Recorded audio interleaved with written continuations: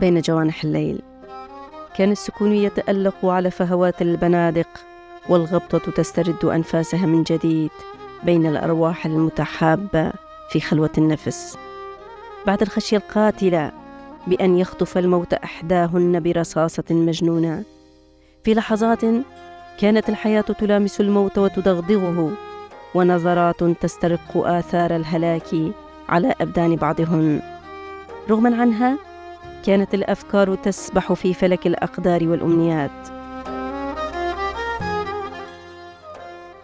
كنت أسمع همهمات بنات وطني في الخنادق يتحاورن ويتساءلن عن مآل هذا العالم الذي أنهكته الحروب ومزقت خارطته، تحت وطأة أقدام حكام سكرة يتلذذون بالخمر الذي عتق في خناجر البائسين، وعن مصير أطفال ما زالوا يتعلمون أبجدية الابتسامة، يرتشفون من نهود أمهاتهم دما، والأيتام الذين يتدورون جوعا منتظرين آبائهم الذين رحلوا بدون رجعة أن يجلب لهم خبزا ساخنا وقطعة من السكر. وعن الأرامل اللواتي تلحفن سوادا على عشقهن المقتول وأرهقهن النوى، والأمهات التي خيمن على تلال القرية في قبلة الانتظار، تحدقن في حفيظة الآفاق والروابي العالية، منتظرات عودة أفلاذ الأكباد من زوابع الوغى، تسحبن حبات المسابيح بألف دعاء، مناجيات الله أن يتلطف بهم في خزائن رحمته، فالنفس دائما تترقب القدوم.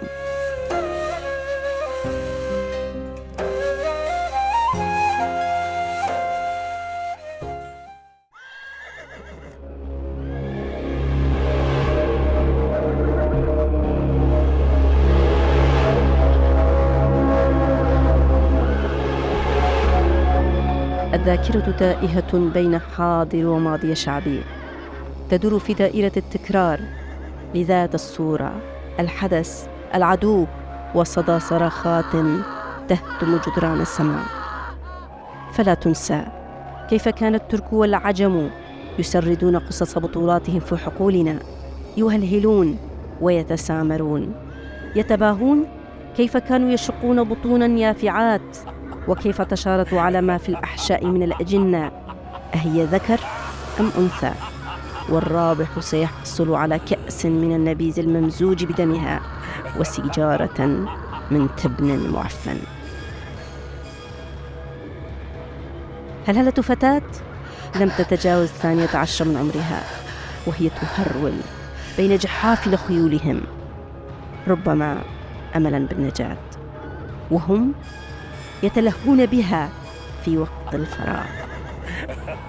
اليوم التكرار سيد المتوج، فجدائل أختي معلقة على شجرة الأمنيات بعدما رمت بنفسها من أعلى الصخرة، خوفا من أن تدنسها الأيادي القذرة. والثغاثة أمي التي تشق سموات السبع وهي شاهدة على نفر أخي الصغير وإعدام ابن أمها، وخطوم هاجرتها الحياة على القبور الجماعية فيها أبي، جدي، وأبناء عمومتي. ما أكثر قصص شعبي وعمق ألمه، كم تعزني نفسي وكأن مثواي في الهنية الحاضرة، حرقتي لا تصمت.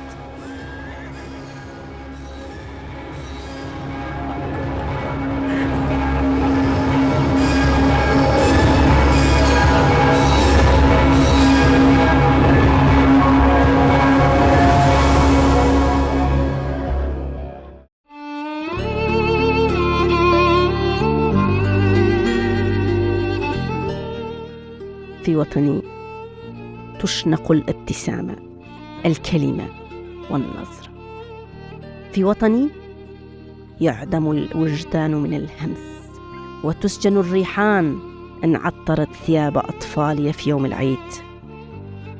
رغم هذا لن نفطر على القنوط والغبن، فالحبور والتيمن يوحي علينا من عمق المراد والرجاء، وإن أمس كل شيء بكما صما وعميا. وها أنا لازلت هنا لم أفنى، لأني لم أمت ومسيرتي لن تزول. مللنا، سئمنا من كرم خياراتك أيها الفاني، لن نستهين قط بعد الآن. لن نسمح لك أن ترضع أطفالنا العبودية مع الخنوع، ولسنا عبادا نعبد عرشك الذي توارى خلف ميثولوجيات تدشنت بكل أبجديات العبودية، منها السوداء، الشنطاء، الحدباء، العرجاء، الرقطة. فأنت ممقوت مكروه.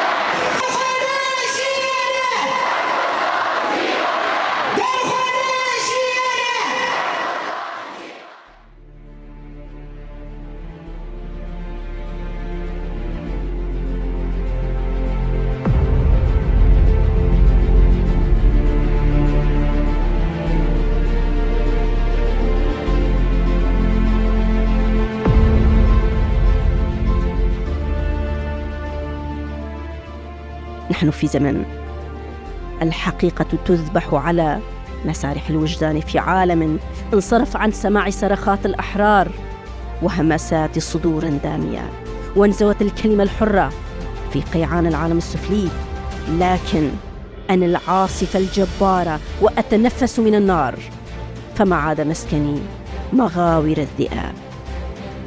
كنت أسترق السمع لهن، أنساب برهة مع السكينة، وأخرى أتحول إلى عاصفة لا تستكين.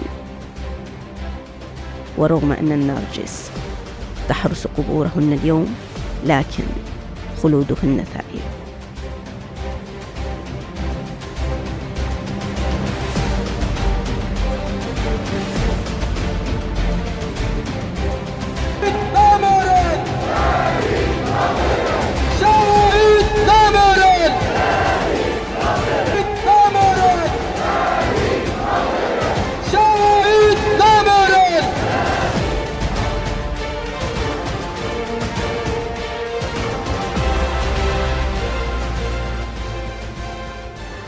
شهيدات وطني، مواكب النصر لم يخشين ضيم الخاشع لا بركعة ولا سجدة، رغم أن وطني غنيمة حرب وجحافل جيوشهم تلهب فؤاد ترابها. فلا بأس، نحن على العهد والقسم. فأقول: ووطني قطعة من السماء لن تسرح فيها غير الملائكة، ولن يحرسها غير أهلها.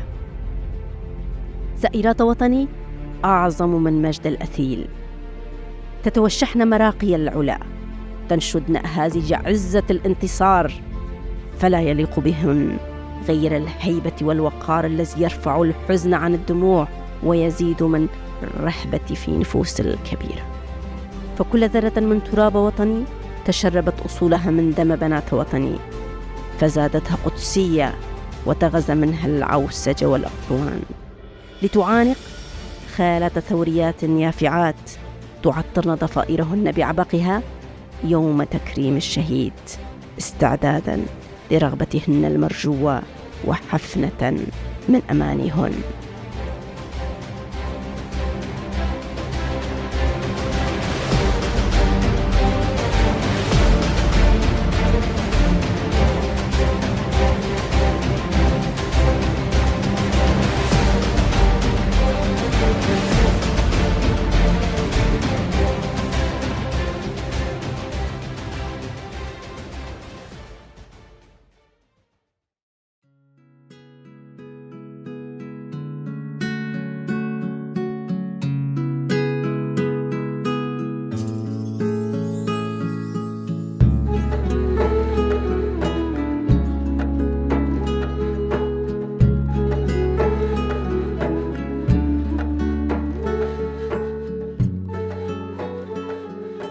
شهيدات وطني، في وجع جرحهن نال أطفال وطن السكينة والكبرياء، وفي رحيلهن أدركنا الحر الحقيقي الذي يحمل أثقال ألم شعبه المقيد بالصبر والتمني، وجفونه التي لا تنقصها الدمع، الثأر والأمل. أدركنا من مدركاتهن بأن الحياة لا تتمهل لحجج أو براهين خيالية تسير متعالية متكبرة على الذين لا يستحقونها. وحصدنا من مقاصدهن إن الحياة ترسم ملامحها بأنامل ملهمة من وعي إنسان ارتشف من كأس المحبة الذي طهر فيه كل خباياه وكل ما يحوي بين جنباته من هوى وأفكار نارية.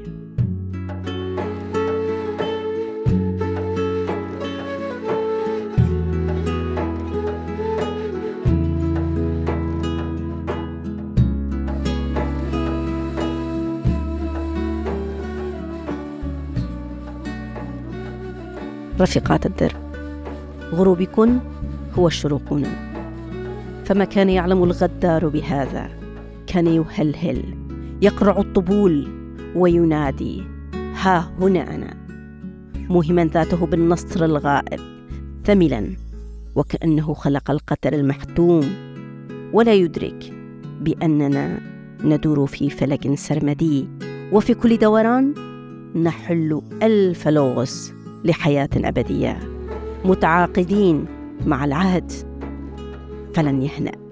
فمن هو كي يدون على اللوح المحفوظ قدرنا؟ فالحقيقة مجردة، وهي نحن، ونحن موجودين ونعيش، لن ننحني، فالتواضع سيكون لنا إهانة، عقود ونحن نقرأ مواعظنا آبهاتا بأن الفجر سيأتي بعد الليل.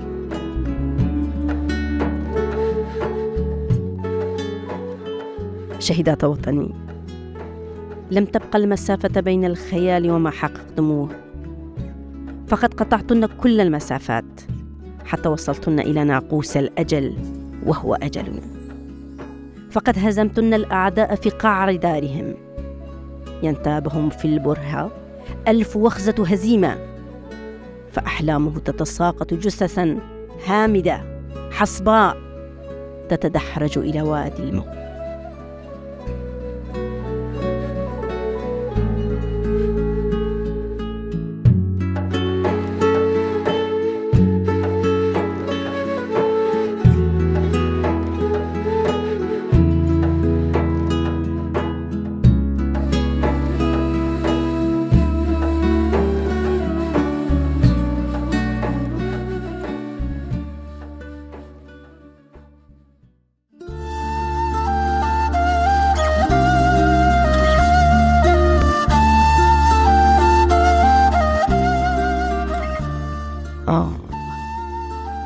الاشتياق يدمي القلوب، ونعلم ما بعد الاشتياق اشتياق.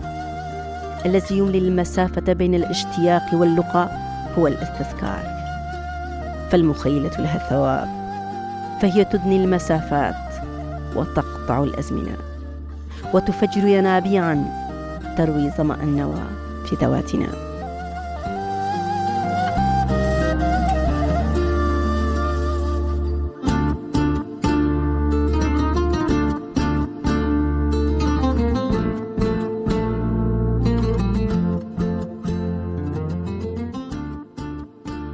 لا تحملنا هما، فحتى أمهاتكن عاهدنا أن لا توعدن آهات الفراق على مسامعكن، يحاورن أرواحكن الحائمات متعاقدات مع حسهن للقاء الأبدي، وفي مخيلتهن لا حبل سرة انقطع، ومتيقنات بأنه لم تجف قطرة حليب صدورهن من على شفاه طفلتهن الصغيرة، والقلب هو الشهيد.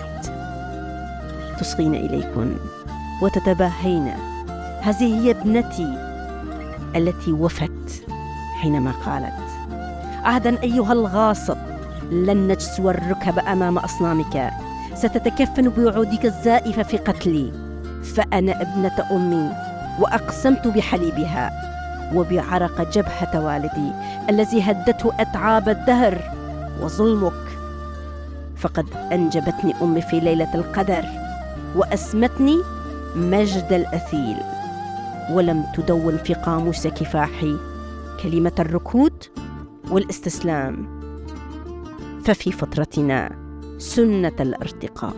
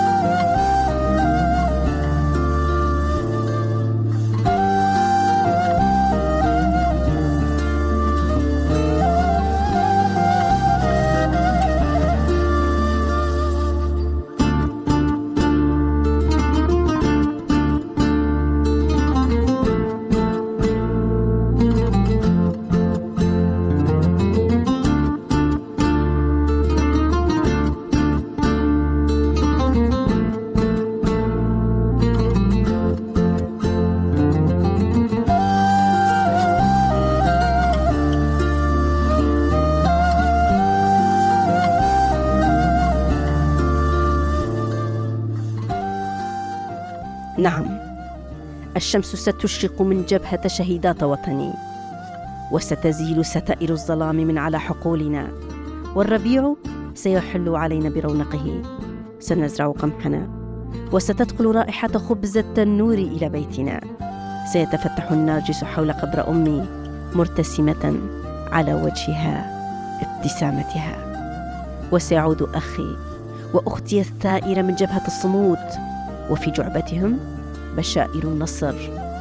على صدر أخي وسام الرجل الوطني، وأختي وسام الوفاء، وأضفر ضفائرها مثل ما كنت أفعلها وهي صغيرة، ونشرب معا نخم نشوة اللقاء في كؤوس الأحلام المستحيلة.